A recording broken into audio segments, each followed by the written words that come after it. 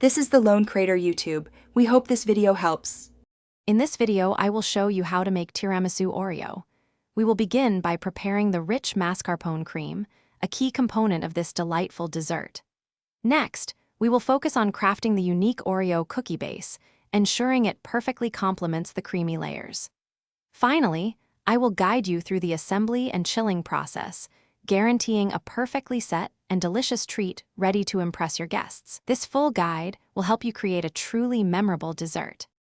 To create the luscious mascarpone cream, start by whisking 3 egg yolks with about 1/2 cup of granulated sugar until the mixture becomes pale and fluffy.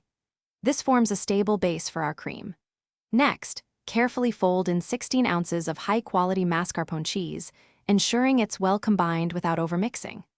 Finally, gently incorporate 1 cup of freshly whipped heavy cream, adding lightness and an irresistible airy texture to your tiramisu. Now, let's assemble our delicious layers. First, crush about 30 Oreo cookies into fine crumbs to create a sturdy and flavorful base for your tiramisu. Spread this evenly in your chosen dish. For the next layer, quickly dip whole Oreo cookies into strong, cooled coffee, ensuring they are just moistened, not soggy. Then, begin alternating layers of these coffee-soaked Oreos with generous dollops of your prepared mascarpone cream, building up your dessert. The final steps are crucial for a perfect tiramisu Oreo. Once assembled, cover your dessert and refrigerate it for a minimum of 4 hours.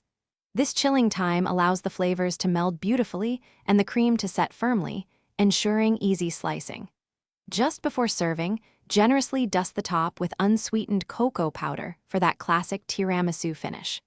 This delightful dessert serves approximately 8 to 10 people, making it perfect for sharing. Thanks for watching. Consider subscribing if we helped you.